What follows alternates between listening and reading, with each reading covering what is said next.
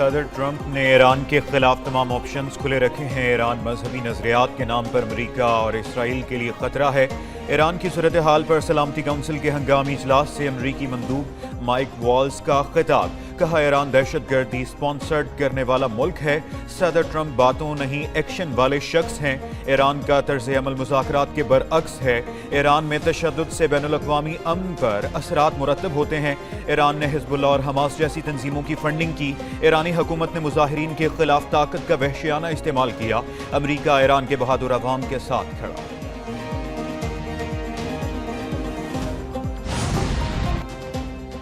تصادم کا کوئی ارادہ نہیں، جارحیت ہوئی تو بھرپور جواب دیا جائے گا۔ ایران پر کسی بھی قسم کی جارحیت عالمی قوانین کی خلاف ورزی ہوگی۔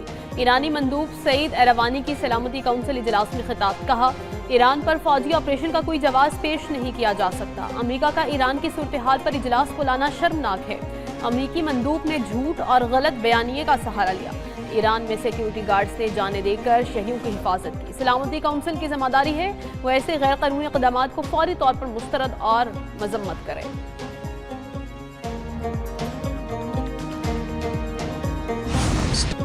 بیرونی مداخلت اقوام متحدہ کے چارٹر کے خلاف ہے۔ مستحکم ایران پاکستان اور خطے کے امن کے لیے ضروری ہے۔ پاکستانی مندوب عاصم افتخار کا سلامتی کونسل کے اجلاس سے خطاب، کہا ایران اور خطے کی صورتحال پر تشویش ہے۔ مسائل کے حل کے لیے سفارتی اور مذاکرات کو ترجیح دی جائے۔ طاقت کی عدم کی صورتحال کو مزید خراب کر سکتی ہے۔ ایران میں حالات جلد معمول پر واپس آنے کی امید ہے۔ عالمی قوانین کا خیال رکھتے ہوئے فریقین صبر و تحمل کا مظاہرہ کریں۔ The American side and its support group are actively using the economic and social problems of ordinary Iranians, which have arisen due to the illegal sanction pressure on Iran by Western countries. روس کی ایران کے خلاف امریکی دھمکیوں کی مذمت، ایران میں بیرونی مداخلت عالمی امن کے لیے خطرہ قرار۔ روسی مندوب نے کہا امریکہ ایران سے متعلق خوف پھیلا رہا ہے۔ کشیدگی کم کرنے کے لیے تمام فریق بات چیت سے حل نکالیں۔ ایران میں بیرونی قوتیں فائدہ اٹھانے کی کوشش کر رہی ہیں۔ بیرونی قوتوں کا مقصد ایران کو ختم کرنا ہے۔ برطانوی مندوب کہتے ہیں ایران میں ہزاروں افراد ہلاک اور گرفتاریاں تشویشناک ہیں۔ ایران پالیسی بدلے ورنہ مزید پابندیاں عائد ہوں گی۔ فرانس کا ایران سے گرفتار مظاہرین کو رہا کرنے کا مطالبہ۔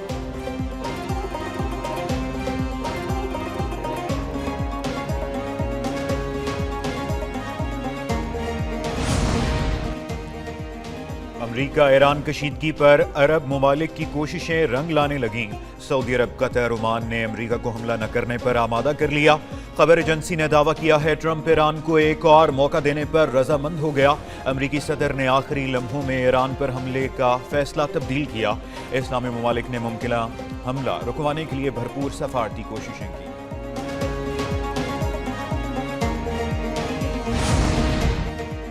ایران میں بہت سی جانیں بچائیں، ایران نے کہا وہ مظاہرین کو پھانسی نہیں دے گا۔ ایران سے کشیدگی میں کمی کے بعد امریکی صدر ڈونلڈ ٹرمپ کا بیان، کہا کیا آپ اب بھی ایران پر حملہ کریں گے؟ غیر ملکی خبر ایجنسی کے سوال پر کہا میں آپ کو یہ نہیں بتاؤں گا۔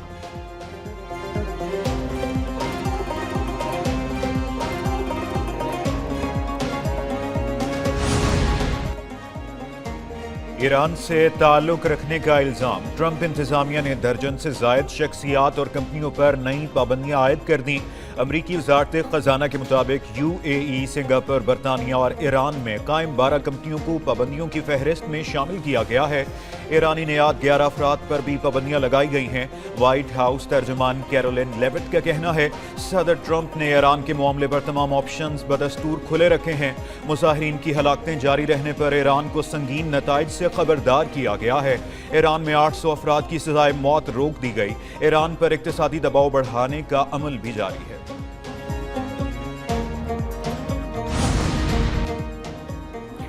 پاکستان سٹاک ایکسچینج میں نئی تاریخ رقم 100 انڈیکس 1,84,000 پوائنٹس کی بلند ترین سطح عبور کر گیا۔ 100 انڈیکس میں 3,000 سے زائد پوائنٹس کا اضافہ۔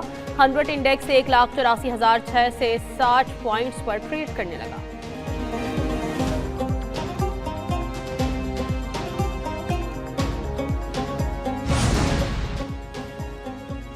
بانی پی ٹی آئی کو ان کی مرضی کی خوراک اور دیگر سہولیات میسر ہیں۔ وفاقی وزیر قانون اعظم نذیر تارڑ کا سینٹ میں اظہار خیال۔ کہا جیل میں قیدیوں سے ملاقات کا اختیار جیل سپرنٹینڈنٹ کا ہوتا ہے، یہ اختیار وفاقی حکومت کے پاس نہیں۔ جیل مینول کے مطابق جیل کے قیدی کو سیاسی گفتگو کی اجازت نہیں ہوتی۔ نواز شریف جب جیل میں تھے تو بطور وکیل میری بھی ان سے بہت مختصر ملاقات کروائی جاتی تھی۔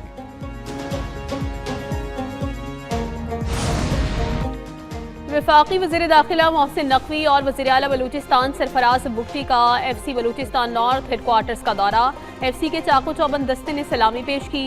آئی جی ایف سی بلوچستان نارتھ نے فورس کی تربیت، آپریشنل تیاریوں اور پیشہ ورانہ صلاحیتوں کے بارے بریفنگ دی۔ محسن نقوی اور سرفراز بگٹی کی یادگار شہداء پر حاضری، پھول رکھے اور فاتحہ خوانی کی۔ محسن نقوی اور سرفراز بگٹی نے ایف سی بلوچستان نارتھ کے شہداء کی لازوال قربانیوں کو خراج عقیدت پیش کیا۔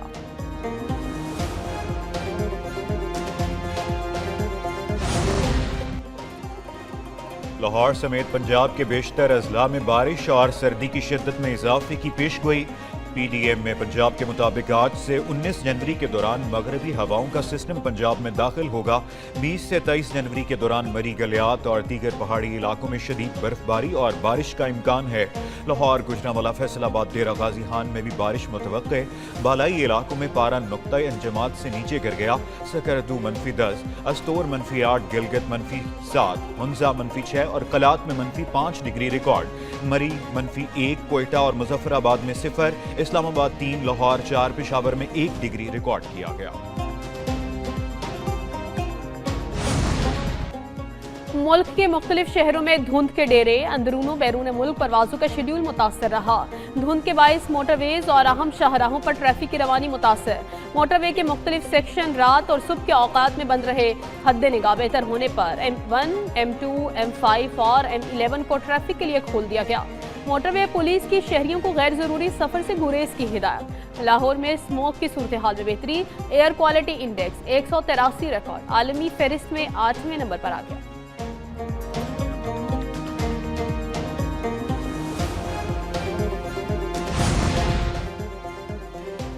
قابض بھارت مقبوضہ کشمیر میں حریت پسند آوازوں کو کچلنے میں مصروف۔ کشمیر میڈیا سروس کے مطابق کٹ پتلی بھارتی عدالت نے بہادر آزادی پسند رہنما آسیہ اندرابی کو مجرم قرار دے دیا۔